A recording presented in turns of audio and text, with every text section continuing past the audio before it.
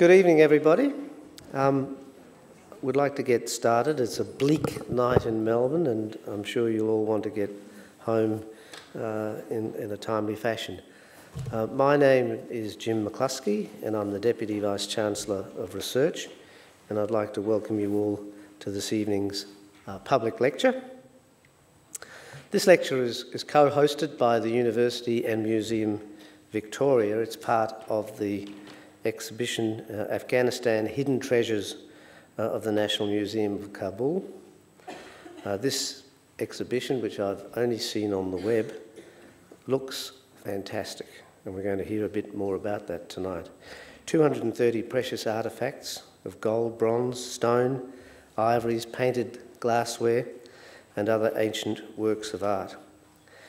The University of Melbourne and Museum Victoria are two of our most iconic and important educational and cultural institutions, and so they've combined tonight to present this lecture series as a backdrop to this major exhibition. I would like to formally acknowledge the traditional owners of the land on which this meeting is held this evening, the Wurundjeri people of the Kulin Nation, and to pay tribute to their elders past and present. Tonight's lecture, Beneath the Surface, Bravery and Beauty in Afghanistan, will be presented by renowned journalist and writer Christopher Kremmer. And Christopher Kremmer is a beautiful writer, so much so that when I read The Carpet Wars, I was utterly convinced that I'd been to Afghanistan, where of course I've never really been. He's the author of 5 books, including fiction and non-fiction works, and a substantial body of journalism. He's spent the past 20 years exploring Asia and its emergence into the modern age and westernisation that goes with it. And insights into this can be found in his books, including The Carpet Wars that I've mentioned, Bamboo Palace, and Inhaling the Mahatma. They're really great names, I love them. More recently, he started writing fiction, and his debut novel, The Chase, has recently been published. He's written a lot of short stories and other short fiction pieces that have been published in Australian Short Stories. Chris did his bachelor's degree in professional writing at the University of Canberra and has just completed a doctorate at the University of Western Sydney, which is, I understand, under examination. He spent much of the last decade as a foreign correspondent in Asia, firstly working for the Australian Broadcasting Commission and then subsequently for the Fairfax Press, Sydney Morning Herald. And this has earned him, I think, a tremendous reputation as an insightful, observant and articulate observer of our region. So Chris is now doing a lot of talking about his observations over this time at writing festivals. He is indeed currently the Director of Communications at the Australia-India Institute, which is led by Amitabh Mattoo, and he's President of the Foreign Correspondents Club of South Asia. Before he begins his talk, I've turned my mobile phone off. I'd be grateful if you could do the same. And can I just remind you that the lecture is being filmed, and there will be a Q&A at the completion of the lecture. So it's my very great pleasure to invite you, Christopher, to the podium to give us your lecture this evening.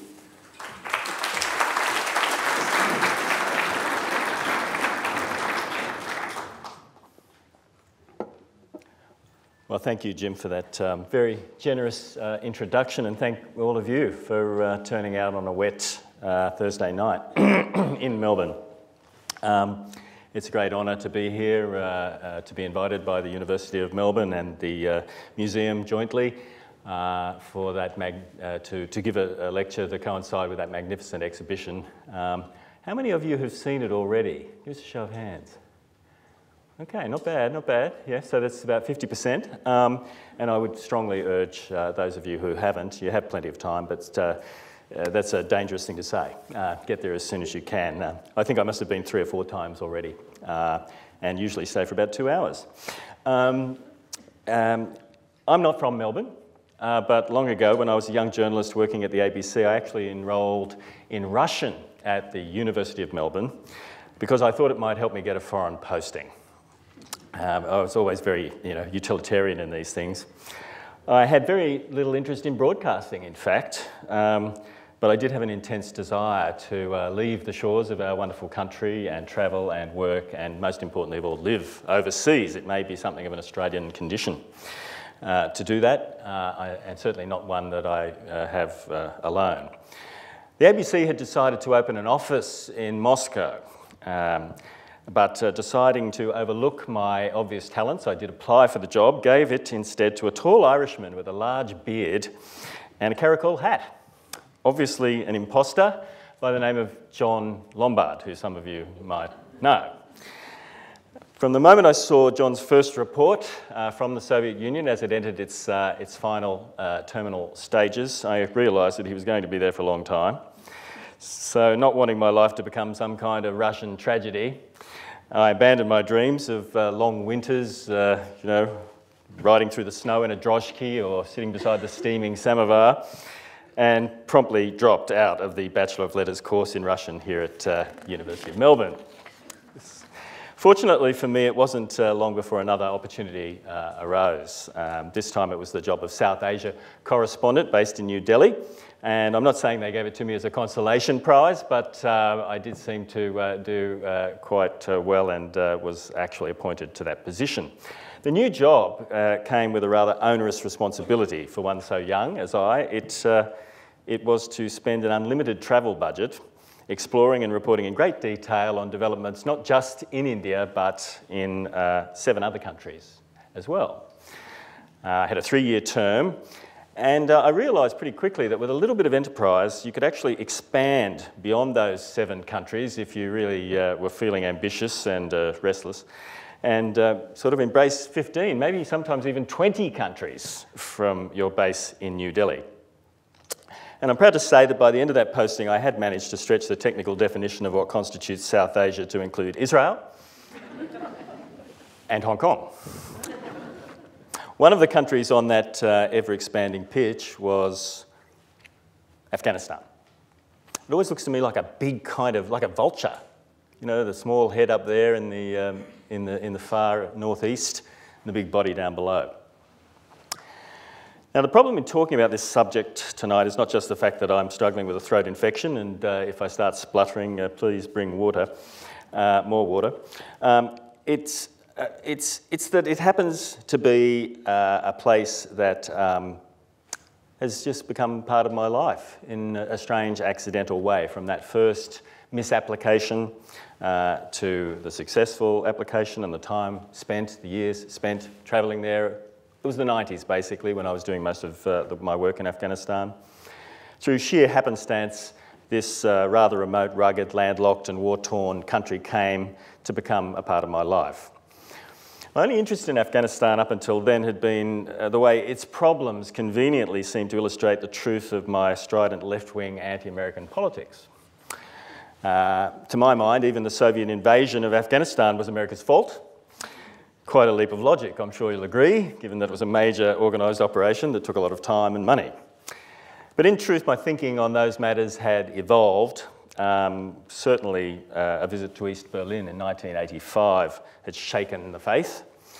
Or it may have been that I decided there was only enough room in the world for one John Pilger. Imagine 2, they'd probably argue. I arrived in Kabul for the first time in July 1991, and it's believed that there have been settlements on that bend in the Kabul River for the best part of 3,000 years. But its architecture was predominantly utilitarian, perhaps even proletarian, given the strong Soviet influence that had been a part of Afghanistan's life through the 1950s and 1960s and into the 1970s. It was summer, and at 2,000 feet above sea level, it was cooler than Delhi, which at that time of year was getting temperatures above 40 degrees. And it sprawled as far as the eye could see between pretty dramatic mountains that were more often than not snow-capped. So it was large, but it also had a great sense of being quite isolated. I was struck by the fact that there was no central railway station in Kabul. No network of rail lines connecting the capital to the rest of the country. In fact, Kabul is the capital of a country with no passenger trains and no passenger railway stations. This single fact tells you, I think, a lot that's important about Afghanistan, its reality, how it works. It's not really a unified country, it's a very contested one.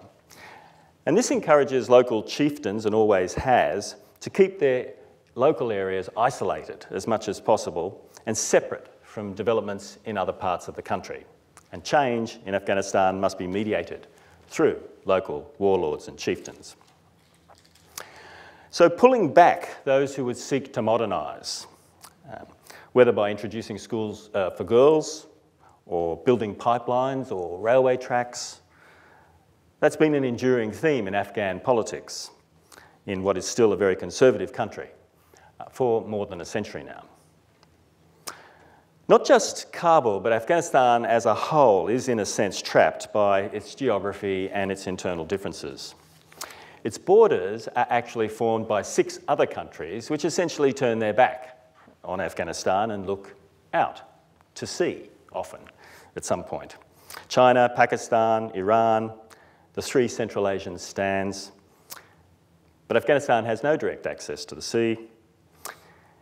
If and when its internal conflicts are ever settled, for example, and say they did decide to build a railway track, the first question would be, what gauge should it be? And then again, the answer would be difficult, because the 3 main neighbouring countries to which its track would connect all have different gauges. Still, for all that, it was wonderful to be in Kabul on that first visit in the summer of 1991. It was unexpectedly quiet, thinly populated almost, you might say, especially in the areas where most of the government buildings were, where I was doing the sort of business that I had to do. In the heart of the old city around the money market, there was some activity, but even so, you couldn't call it bustling. There were shady parks and well-tended rose gardens and lawns around the foreign ministry. There wasn't snow on the ground, it was summer. Big imposing buildings like the Kabul Hotel, Darul Aman Palace. This was built for the king of Afghanistan in the 1920s. He was a reformer. It didn't last. By the 1970s, the rise of leftist influence in Afghanistan had led to a coup. The monarchy was abolished, and this became the Defence Ministry. The incongruous and unexpected sight of this kind of thing in Afghanistan can have quite a powerful impact on your average traveller. Driving along the poplar-lined boulevard that led to Darul Aman in the 1930s, the British writer Robert Byron wrote in his book The Road to Oxiana, "In front of the poplars run streams confined by grass margins. Behind them are shady footwalks and a tangle of yellow and white roses, now in full flower and richly scented. And then, at the end, oh God, appears the turreted angle, not even the front, of a French municipal office, surrounded by a French municipal garden and entirely deserted." Other buildings had more indigenous roots. The ruins of this old fortress that has for centuries controlled the high ground in the centre of Kabul, Bala Hissar. To this day, it continues to be garrisoned. And anybody who wants to control Kabul needs to control Bala Hissar. For my sins, I've actually spent time in and around that building in the midst of firefights as rival militias have battled for control of the city. But there were no such problems on my first trip to Afghanistan and Kabul. The impression was one of calm. The bazaars around Chicken Street were somnolent, lazy, yawning places where you could while away the hours, drinking green tea and chatting with carpet dealers about the lives and the trade secrets of people who dealt in rugs. That was if you wish to avoid talking about the main issue affecting the country at that time, which was the war that had engulfed Afghanistan in the 1970s. At that stage, had been going for over a decade, ravaging the towns and cities and countryside of the country, all except Kabul, as it does today, still 20 years since I first visited. In July 1991, that war had reached the outskirts of Kabul, the neighbouring provinces.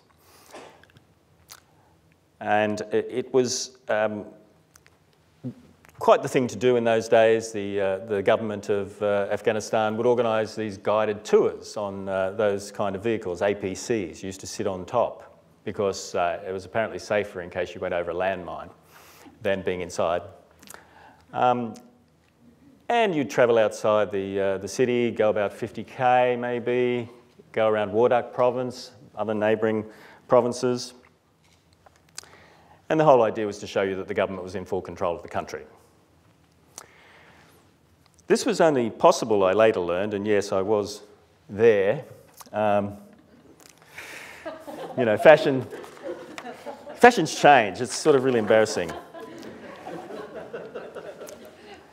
It was only possible that I could, you know, get decked out in that great war correspondent gear with my volley internationals and no socks. The reason I didn't have socks was because I was woken rather early and had not had coffee before being able to leave at 4 in the morning. No flak jackets, nothing. The reason it was possible for us to go out in this kind of madcap fashion was basically that the government would pay the rebel militia leaders of the Mujahideen to hold fire for a day.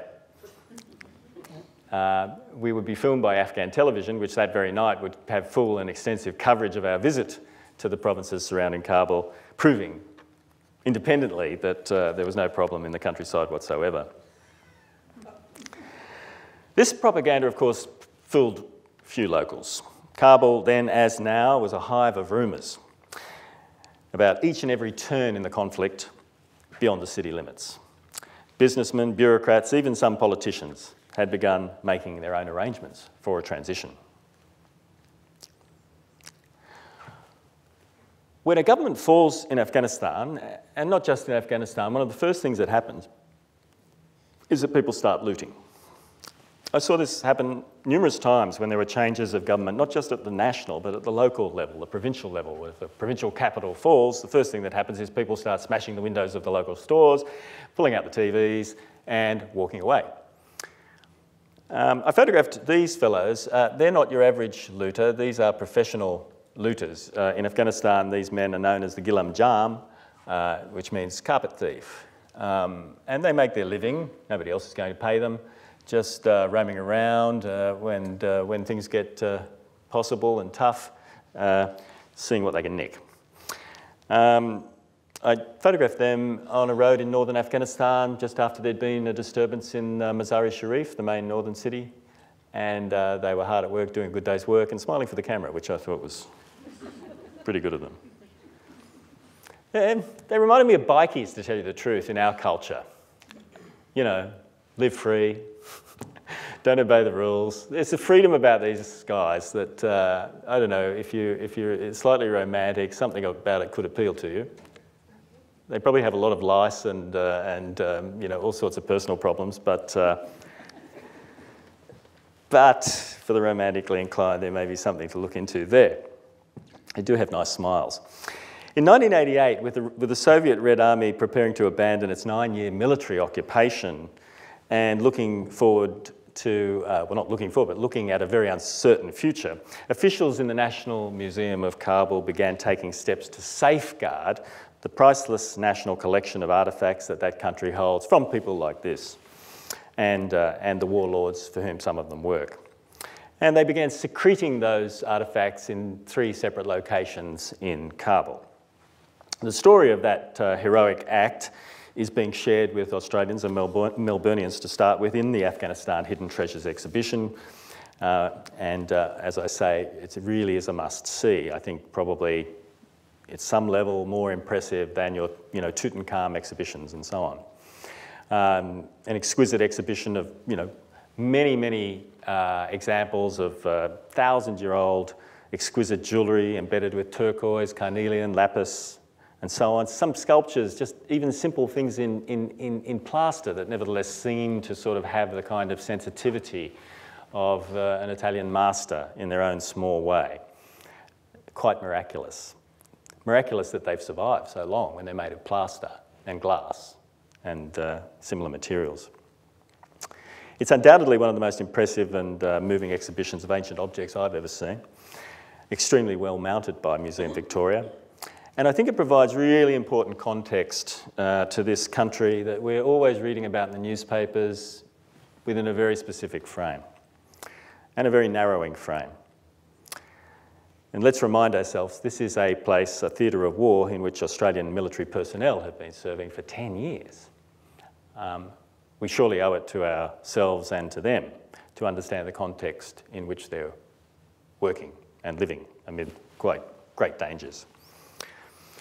Now, this secreting of valuables, which the museum staff undertook, is not something that only museum officials, but ordinary Afghans have become quite expert at. I don't know over how long a period of time, but certainly in the 20 years since I've been going there.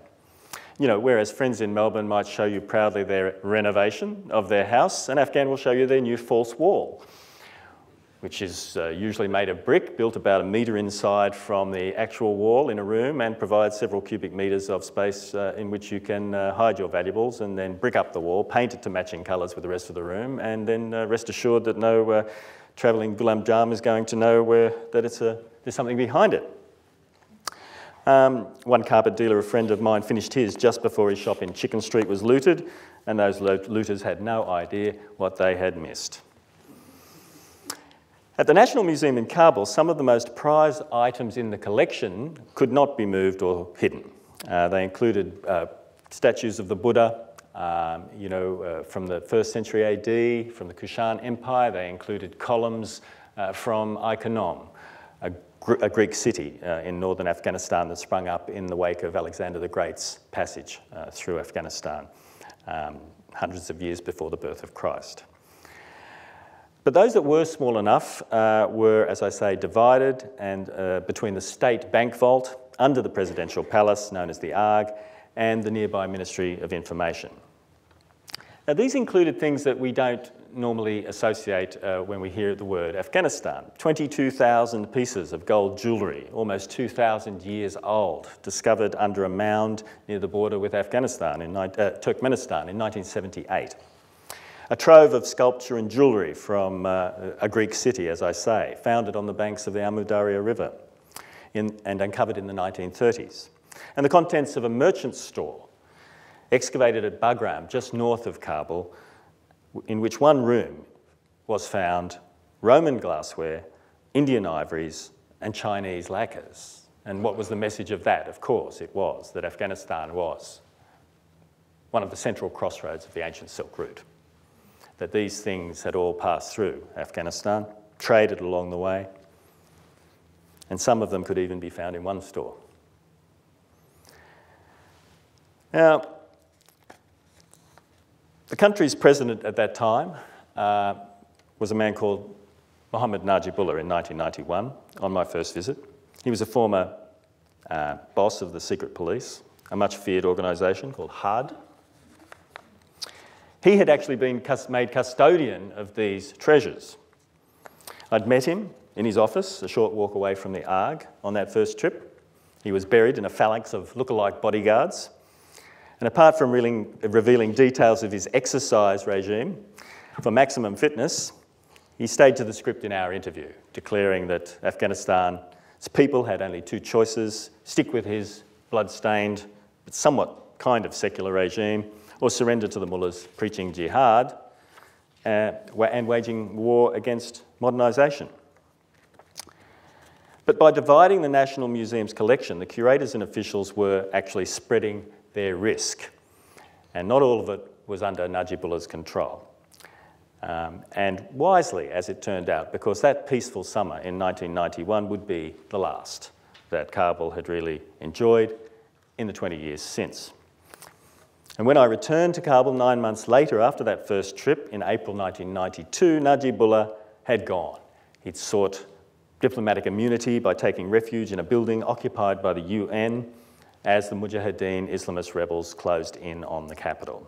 He couldn't save himself, but so rushed was his exit that he was unable to take any of the booty that was in his, of which he was the custodian, with him. And that was perhaps a good thing.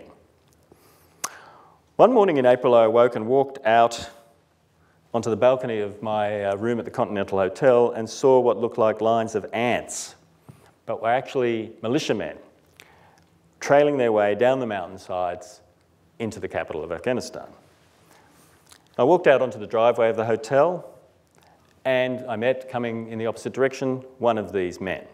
Some call them rebels, others call them freedom fighters. It's an argument that still goes on today. He was on his way into the city, a middle-aged man, bearded and wizened from years of combat in the countryside. His Kalashnikov semi-automatic rifle was slung over his shoulder, and the woolen cap of the Northern Forces framed his face, from which there emanated a wide smile of satisfaction.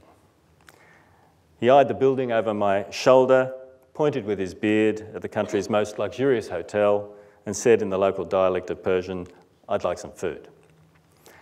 At this, the wily staff of the adroitly guided him into the staff canteen of the hotel in order to avoid alarming guests having breakfast in the hotel's main dining room. In that quiet way did the 12-year resistance to the Soviet invasion, which had caused millions of Afghans to flee their homeland as refugees and had cost the lives of hundreds of thousands of others. Thus did that conflict come to an end. The sky over Kabul that night lit up with lines of tracer bullets fired in the air in celebration. They called the shooting Happy Fire. But in the 4 years after that one night, between Najibullah's fall and the Taliban seizing of the city, a civil war between the Mujahideen factions destroyed much of the centre of Kabul and reduced the city to a ruin. Now, as the title of my talk suggested, there is an Afghanistan beyond the headlines and the journalism of war and atrocities, a place of anonymous heroes and wild beauty, and most of these people have no names. But because the country has been at war so long, some of these people are actually warriors as well, not this man. Everywhere I went in Afghanistan, you would meet people like that, whose faces told stories of their lives. Usually simple, dignified people, Zen, you might say, in a different culture. This man was a resident of Herat, near the western border with Iran. What things those eyes must have seen.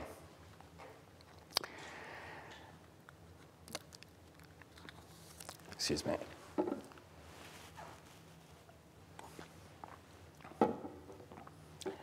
Now, as I say, some of these heroes were actually warriors.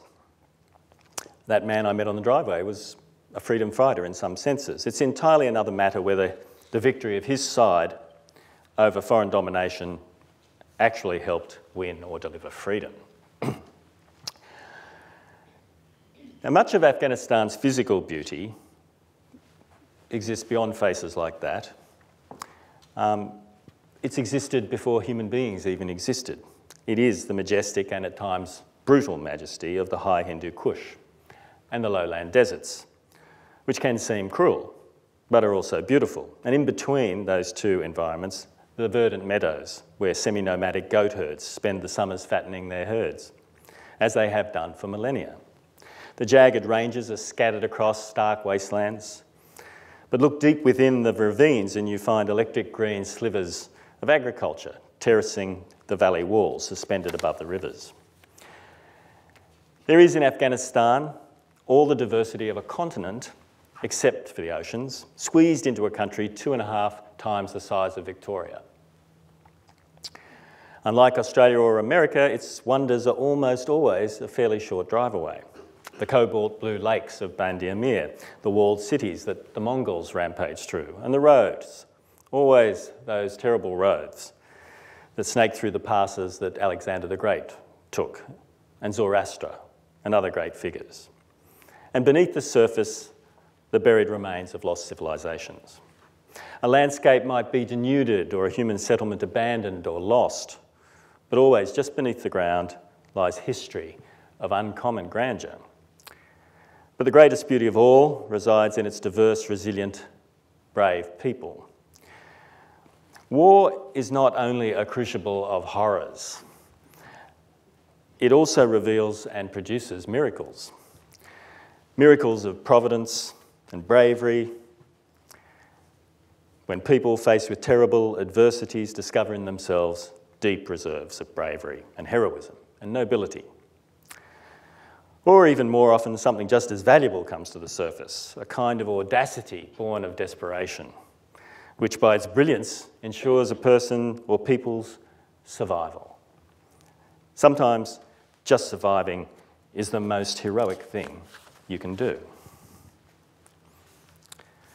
For people like these, and it wasn't war that threatened them, the Kutchi nomads of southern Afghanistan, who I met during a great drought that gripped the country in the late 90s and early part of this century.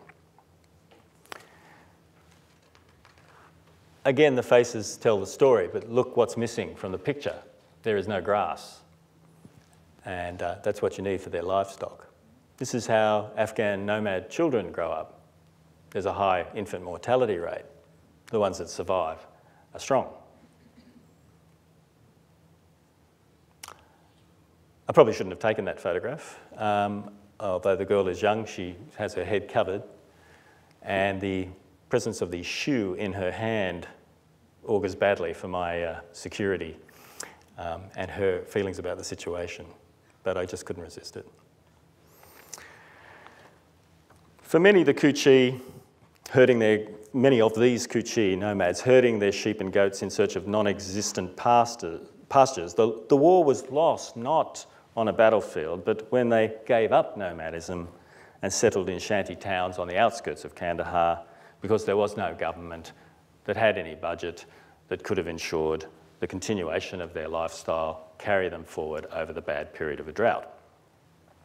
And so an almost mystic way of life, so much more in tune with the rhythms of our planet than our own in advanced Western societies, and a sensibility that is deeply embedded and known to Muslims since the earliest time of that faith, dried up in Afghanistan largely as a result of that drought.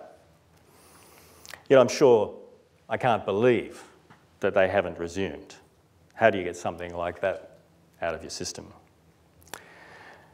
These large and dramatic truths can be discerned even in quiet moments in Afghanistan when nothing particularly important seems to be happening. Chance encounters hold unexpected charms. Perhaps an old man wearing a set of spectacles made up from several broken other pairs of spectacles. Two children on crutches with prosthetic legs racing each other down a laneway in Kandahar, followed by a burnt-cheeked kid with more sass than a Tonight Show host, who borrows your pen and then tries to sell it back to you. These are everywhere people, individuals of undaunted humankind, irrepressibly optimistic, which is probably the most amazing thing, and proud. So the beauty that I'm talking about in Afghanistan is harsh, but it's worth risking your life to see. For without having seen it, how can one understand the value of that life? The survival of a nation as loosely assembled, as geographically oppressed, as ethnically diverse and vulnerable to the predations of its neighbours, as Afghanistan is a miracle. It's a miracle that matters not because nations matter, but because of another hidden treasure that we rarely hear or think about. And it's this extraordinary fact that throughout the endless succession of wars that now stretches for more than 30 years in Afghanistan, sectarianism and ethnic divides have functioned as an organising principle. Sunnis versus Shia, Persian speakers versus Pashto speakers.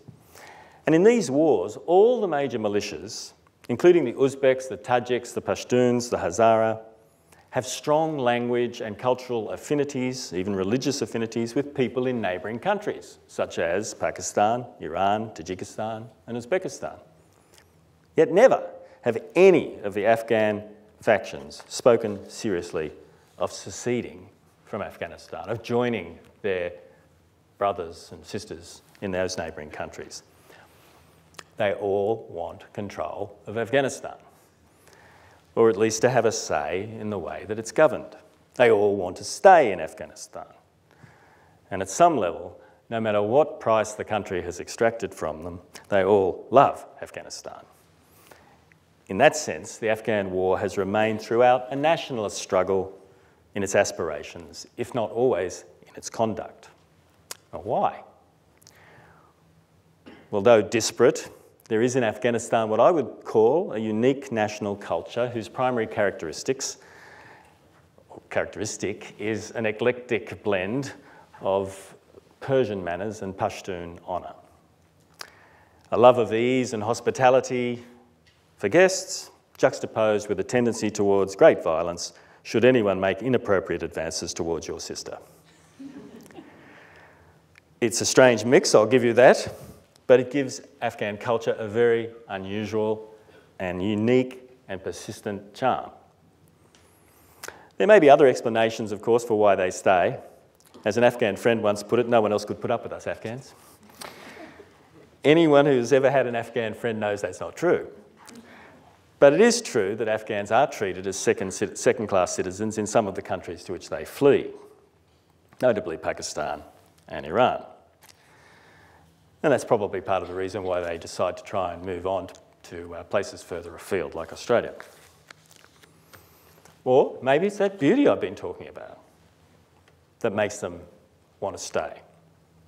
They're like lovesick rivals who duel to win the hand of a beautiful emerald-eyed maiden. I was lucky when I was working in Afghanistan because, lucky in many ways, but one of the ways I was lucky was that at that time you could fly free to just about any airstrip in the country on small jets piloted by Europeans who needed to get their flying hours up to get their pilots' licenses, who were working for the United Nations Office for the Coordination of Humanitarian Affairs. So you'd be tracking along river valleys below mountaintop height, taking steep landings and takeoffs on short metal-webbed runways in the Hindu Kush, or taking detours to fly low past the Bamiyan Buddhas. That was not a problem for those pilots. And you sensed that they knew that for the rest of their careers they would never again know that kind of freedom and exhilaration. Well, we've got a picture of Bamiyan up, a few from a friend of mine who visited in the 60s. You can see the niches where the Buddhist monks made their prayer rooms on the side of that mountain. The agriculture is right in the heart of Bamiyan. It's really just a town. And over there, the large niche in the mountainside there where the large Buddha stood. Sort of Grecian robes that kind of, I guess, symbolise the Kushan culture, a strange melding of different influences, the Greek and the Buddhist. And that's what you saw if you stood on the head or just behind the head of the Buddha looking out. It's an exquisite country. Now, I hope you don't think I'm being twee when I talk about beauty in the context of a country like this and the things that it's suffered. I certainly don't intend to indulge some kind of fetish. I'm not ignoring the price that has been paid in lives and treasure in Afghanistan. I'm merely refusing to admit that darkness has vanquished light. I refuse to accept that tragedy has extinguished hope, there or anywhere else. There's a line in the poetry of Kabir, if any of you know him, 15th century mystic poet of India. Admire the diamond that can bear the hits of a hammer. That line often reminds me of India, but it always reminds me of Afghanistan. When I visited the western Afghan city of Herat which you saw briefly earlier, near the border with Iran, I was shown the extensive damage from the shelling and bombing that the Soviet army inflicted on the city and its people. And I remember writing the following words: "In Herat, anything standing is heroic." And the quality of what had survived was sometimes quite astonishing. 15th century minarets, remnants of Timur's empire, for example, one of them bearing a gaping hole caused by an artillery shell in the side, still standing on the outskirts of town. And most of them still are, I believe, although in a parlous and dangerously listing state. In a small shop in Herat, I visited the last traditional glass blower in the town. Used to make these wonderful blue glass goblets and cups, quite wayward in their dimensions, but extremely affecting and lovely. I brought them back to the new house I'd moved into in St Kilda West, only to see my entire hoard smashed when the shelves in which I'd placed them collapsed unexpectedly onto one another. Yeah, thanks for your sympathy. A couple of pieces survived.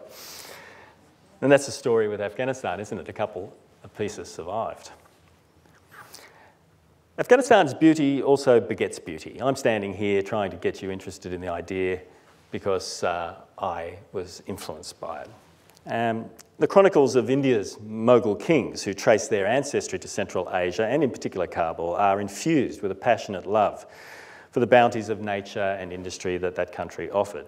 The first Mughal, Babur, who conquered northern India, but whose grave you can visit in Kabul, wrote that in one day a man can go out of the town to where snow never falls, or he may go in 2 hours to where it never thaws. And this apparently produced a great deal of interesting fruit. But not all the chroniclers of Afghanistan have been foreigners, have been Afghans. Many were foreigners. The landscape has inspired peripatetic souls over generations to pay homage to its unique and sometimes contrary appeal. Robert Byron, who was so impressed by Dar el-Aman, arrived in Herat to find not a single shop selling alcohol. His response? "Here at last," he wrote, "is Asia without an inferiority complex." Admiration for Afghanistan's independent spirit is something of a theme for Westerners, perhaps weary of their own civilisational dominance. The Swiss writer Nicolas Bouvier, travelling overland in the 1950s, wrote, "It's still a privilege to visit Afghanistan. Not so long ago, it was an adventure. The Afghans had sworn to keep their country from all Europeans. They almost kept their word and were all the better for it." Bouvier notes with particular pleasure the fact that the famous archaeologist Aurel Stein waited 21 years for a visa to Kabul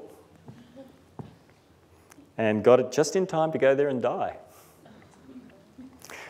In the 1960s, the British writer Bruce Chatwin was smitten by men in mountainous turbans, strolling hand in hand with roses in their mouths and rifles wrapped in flowered chintz. Trust Bruce to notice that. It's still quite common to see Afghan militiamen walking hand in hand with a blossom pressed against their nose to sweeten the air they breathe. And we can't forget American writers. The best kebab maker in Herat, when I was there, proudly displayed on his shop wall a photograph of himself taken with James Michener, who had frequented that kebab shop during his research for his novel Caravans. And another American, old acquaintance of mine, Nancy Hatch Dupree, now quite elderly, but still actively involved in trying to preserve all this great old stuff that Afghanistan has, who wrote one of the great travel guides of all time. Unfortunately, she wrote it about Afghanistan in the 1970s, which soon after its publication descended into a long war, which has made it off limits to backpackers and other travellers for more than 30 years. So not a bestseller, unfortunately, for Nancy, but a treasured possession for anybody who's able to get their hands on it. It's a book that transports you back to a better time when landscape, the heritage of Afghanistan, the people of the country were more open to the pleasure of wayfarers.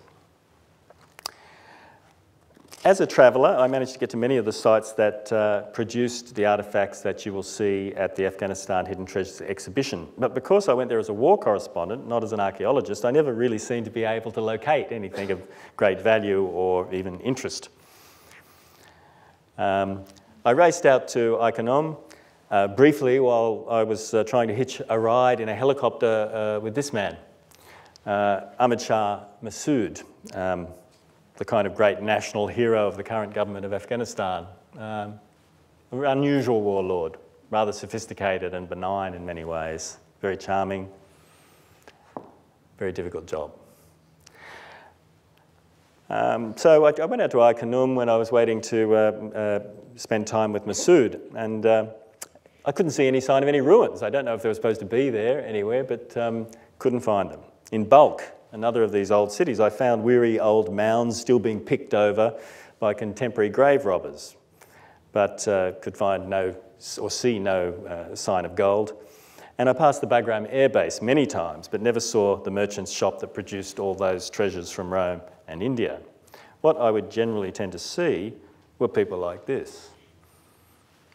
This is taken on a hillock overlooking the Bagram air base in the days when the Taliban controlled the country, 90% of the country. And these men are interesting because not only are they, again, extremely statuesque, extremely tough, but they're kind of from the ethnic group that the Taliban is sworn to destroy, the Hazara. And you can only wonder, and we asked, but they didn't say, how they ended up fighting on that side. One tends to imagine things like taking families hostage, keeping people under the pain of, or the threat of consequences for their loved ones if they don't pick up the gun and fight. It's very common in Afghanistan. Yet when I see that picture, again, I think of these men who at some level are doing something called duty.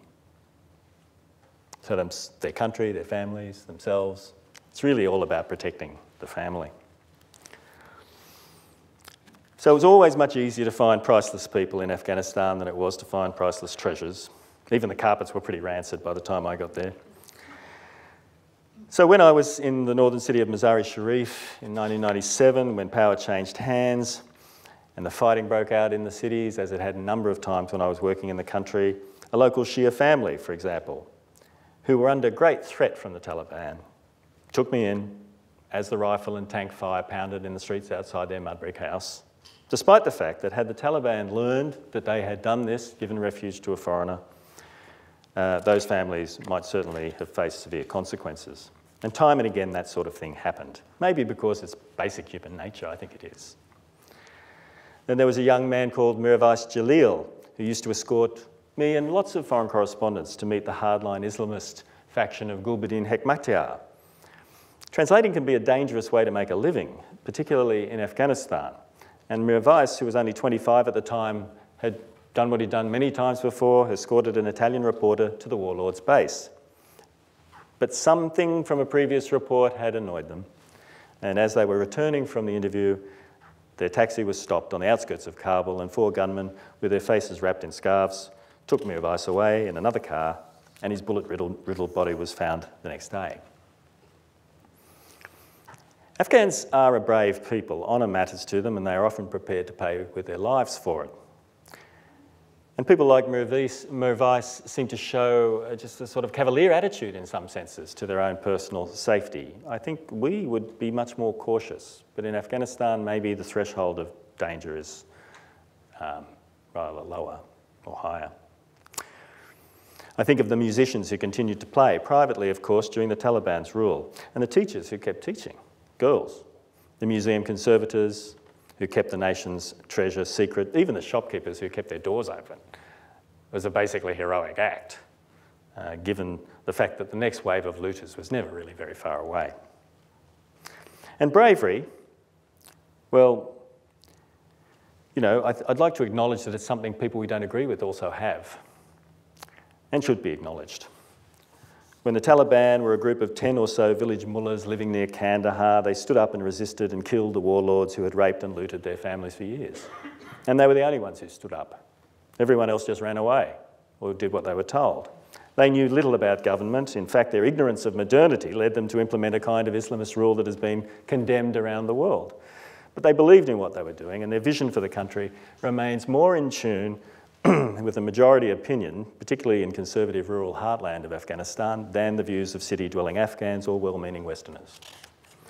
My point is not that they're right, but rather that they have a point of view.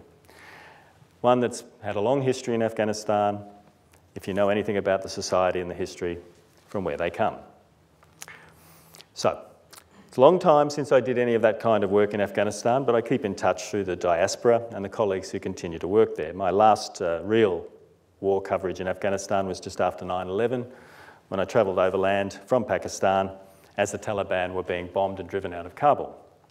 It was a dangerous time and I was more jumpy than usual. But the reason was odd, peculiar, personal. I'd just completed the manuscript of The Carpet Wars. It was being edited, but it hadn't yet been published. So I was actually just worried that I wouldn't see it come out. It had been sort of hanging around for 10 years.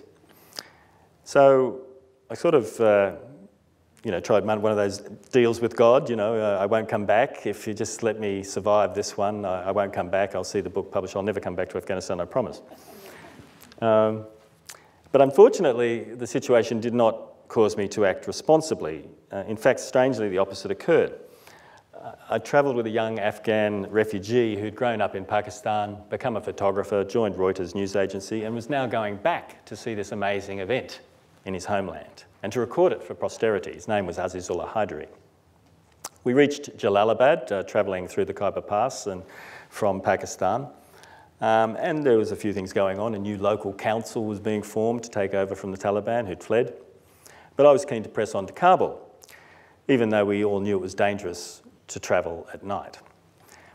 And in that case, Aziz was required to work with another colleague from Reuters, a young Australian, by chance, a guy called Harry Burton. So I left him in Jalalabad, promising to buy them dinner in Kabul when they reached there the following night. Why I'm talking about the story is because Aziz and Harry did the sensible, smart thing.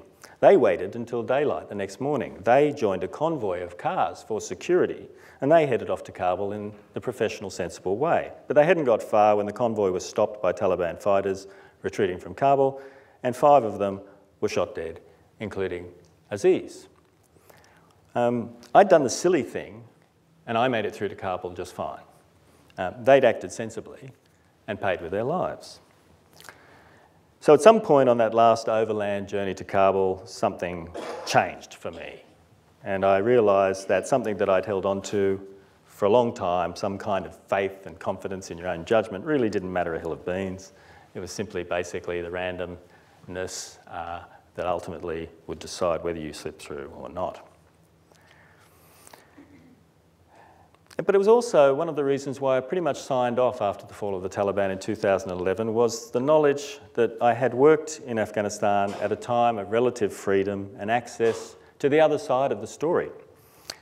We used to meet lots of Taliban leaders and occasionally some Al-Qaeda, their leaders and their foot soldiers. We'd covered the military campaigns on the ground and reported their views, as well as those of their opponents.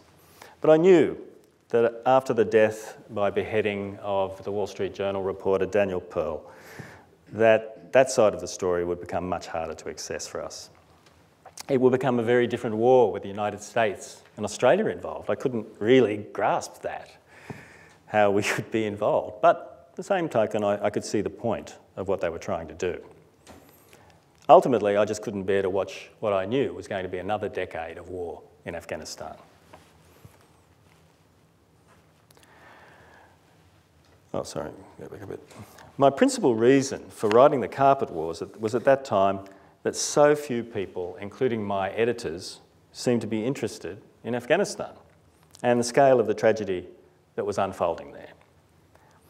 The immediate catalyst for writing the book had been something I'd seen during a visit to Kabul in 1999, when the harsh rule of the Taliban was at its most strict. Upon seizing the city, they dragged the president, Najibullah, from his refuge in the new UN compound and inflicted various tortures on him before tying him to the back of a truck and taking him for a final drive around his city.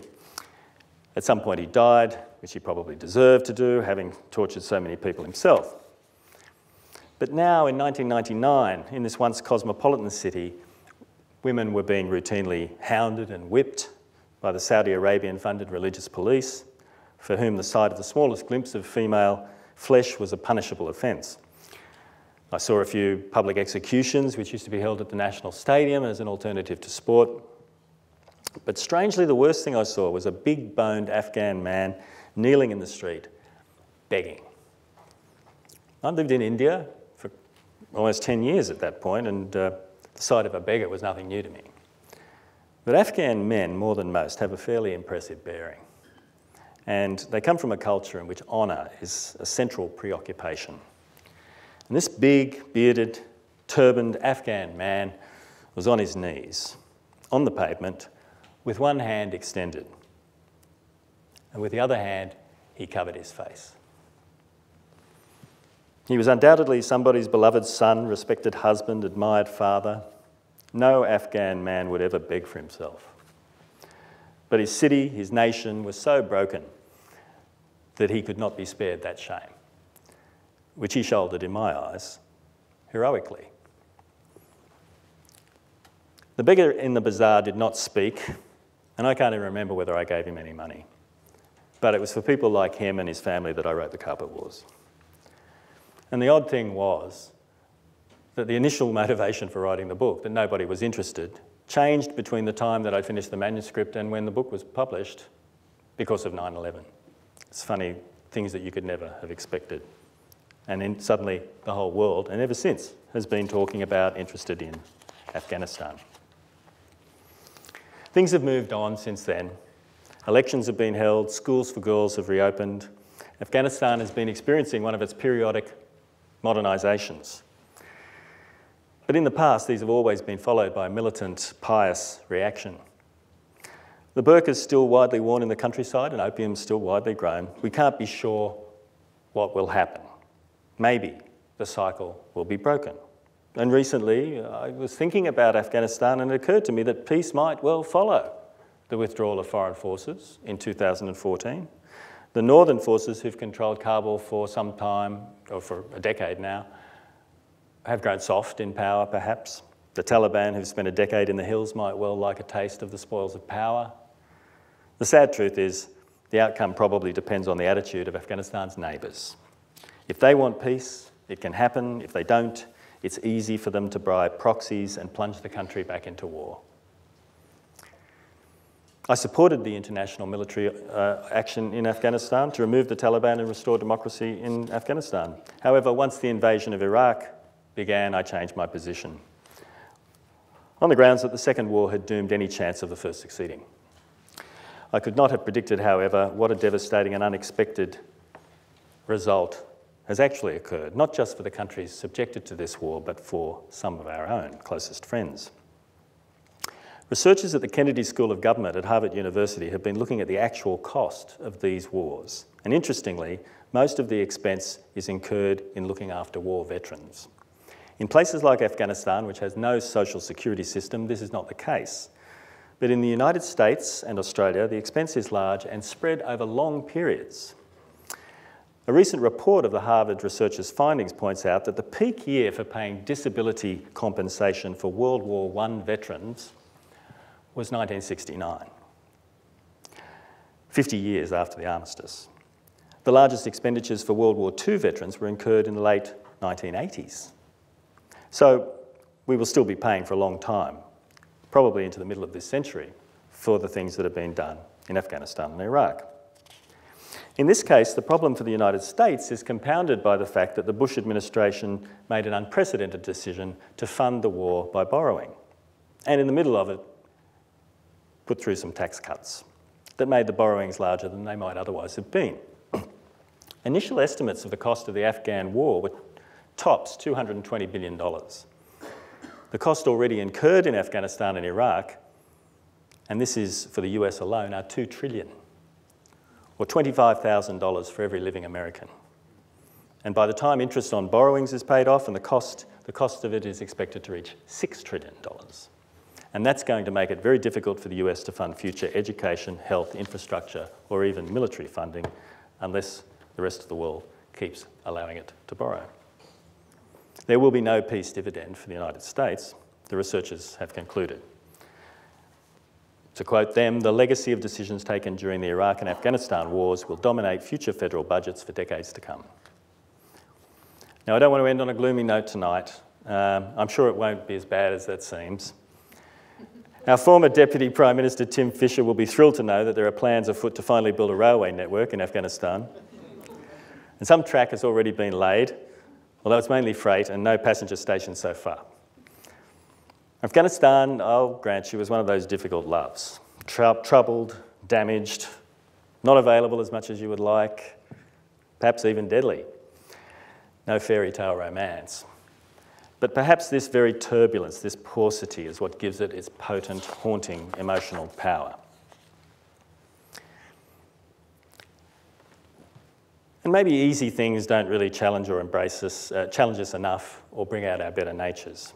And for writers, I think Afghanistan is one of those places, a generous muse, and it always has been. For writers like this. There's your average writer, tooling along in the 1950s in a Fiat Topolino, that car is called. That's Nicolas Bouvier heading out through the rocky passes from Afghanistan into Pakistan. Bouvier, if you haven't read his work, is a rather transcendent traveller. He manages to transport the reader above the everyday aspects of place and time and culture and accesses recognisably universal qualities that speak to the human experience as a whole. And when he reaches the Khyber Pass, which I photographed in 1990, he has this moment where he's leaving Afghanistan. He's been travelling from Europe for a couple of years, overland, stopping for months along the way. And now, as he writes, he remembers staring at this arid, rocky landscape around him and confronting the torment of leaving. He's a mess of emotions. And he writes, confronted by this prodigious anvil of earth and rock, the world of anecdote might never have existed. The mountains stretching out, the clear December air, the midday warmth, the sputter of the hookah, everything, right down to the small change clinking in my pockets, had become elements of a plot in which I had arrived, after many obstacles, in time to play my part. Durability? Transparent proof of the world? Peaceful belonging? No. 10 years of travelling would not be able to pay for this. That day, I really believed I had grasped something and that henceforth my life would be changed. But insights cannot be held forever.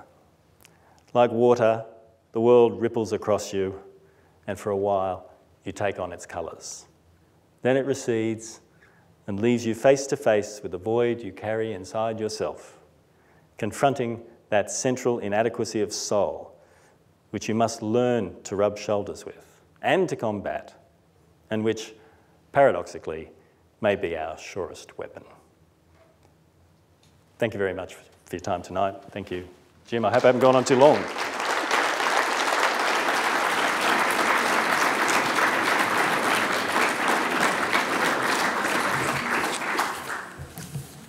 Well, Christopher, thank you for a wonderful lecture. I think it's fair to say and obvious to most of us that you have your own transcendent moments. I think the personal nature of your narrative tonight has probably touched us all. I realise some of you may need to go, but I promised questions. I think we could take 3 or 4 quick questions, if you could be brief and just say who you are. And there are people arriving with microphones. Just please put your hand up if you'd like to ask a question.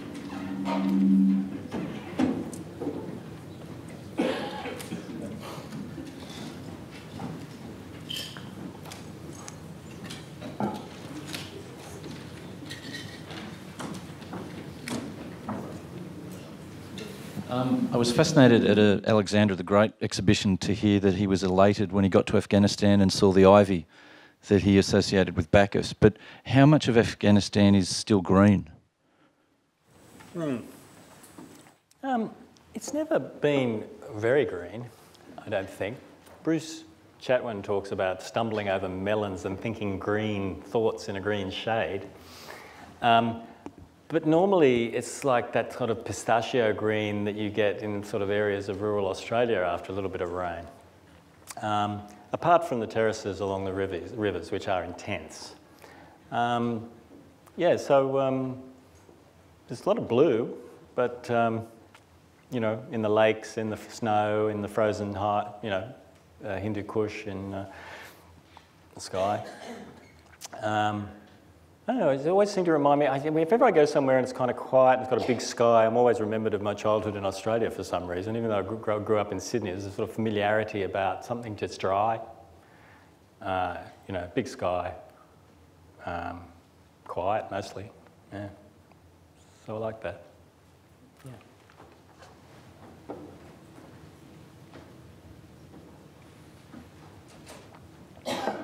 Christopher, were you around when the Bamiyan temples were destroyed? And if you were, what was the feeling?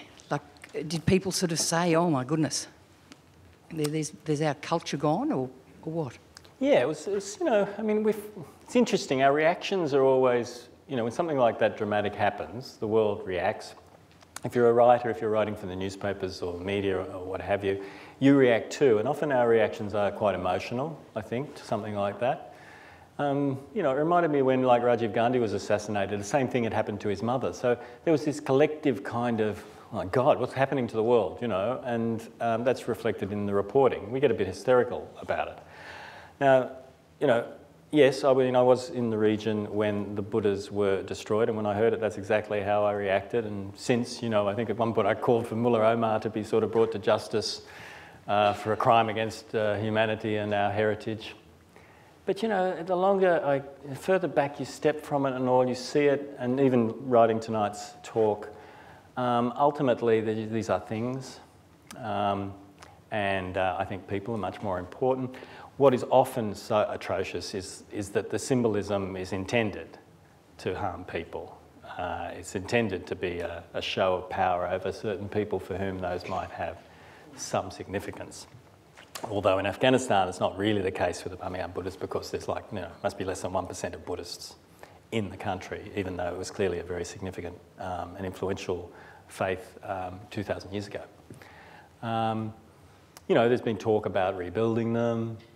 What speaks louder, the void or, you know, some sort of renovated Buddha? I don't know. They'd already lost the face of the big one, you know. That had gone in previous Islamic kind of attacks. And it is a sort of a difficult question because, I mean, it is a country that is now overwhelmingly Muslim and certain things are forbidden, you know, including depictions of the human form, particularly the face in some cases. So. But yeah, I mean, I can't, there's no simple answer to that question. They'll always be there in some way. Question here,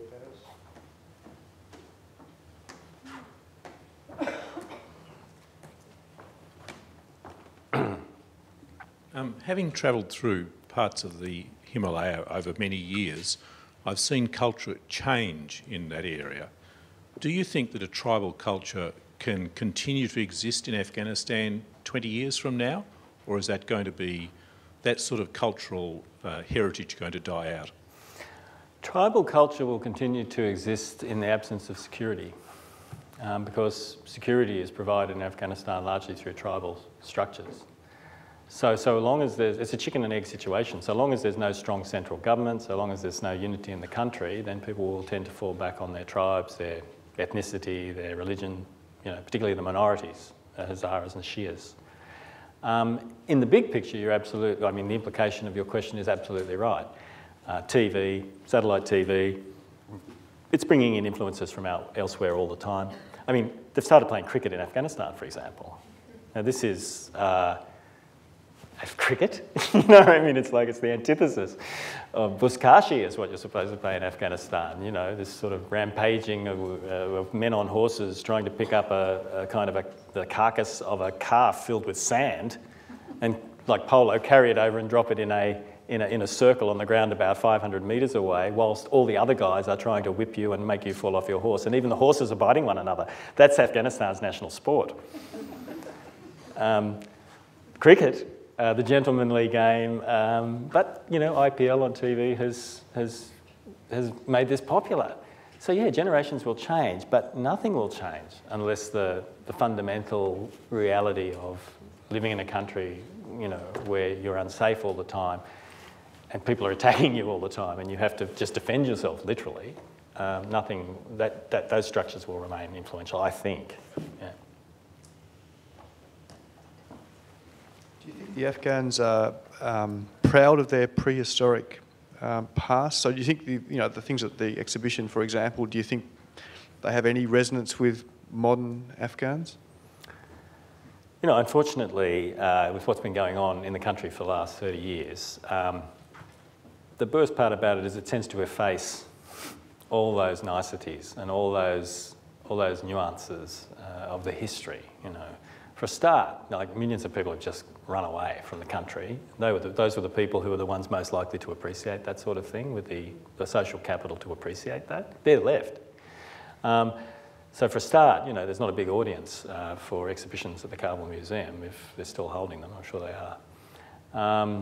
And then there's just the struggle for existence that just, you know, sort of levels everything down to a fairly low level. But yeah, in the new civil society that's been encouraged and, you know, set up since the fall of the Taliban, there's been a real effort, supported by foreign embassies, for example, but lots of people to just kind of, yeah, revive that. And this exhibition is incredible, really. I mean, it's been travelling the world for several years.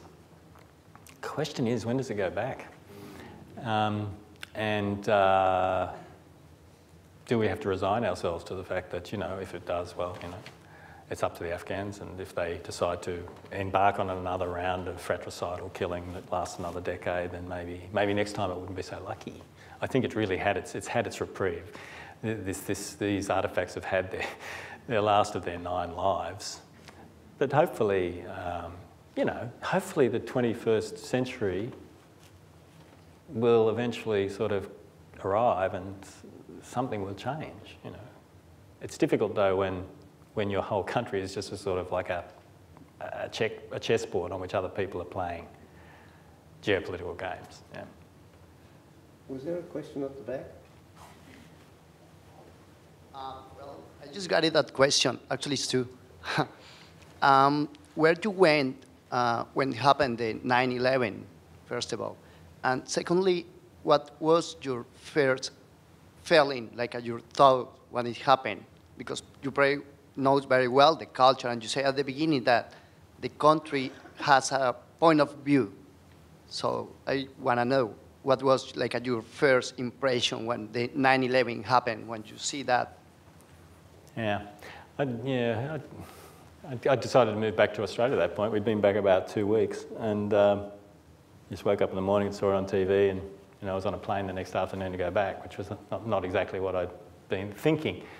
When it happened, it's just bizarre because, I mean, you know, I knew these guys, the Taliban, you know, I knew their limited worldview, and then suddenly, you know, it all kind of got too big.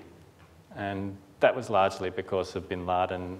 Bin Laden had mesmerised Mullah Omar and paid a lot of money to them and bought influence, and he was an Arab, and he knew, and he could impress them with his knowledge of Islam. He was about 6'5" tall. He was just an extraordinary figure in all senses, and the Americans were after him, which, you know, didn't go down too badly with the Taliban because the Americans didn't like them either.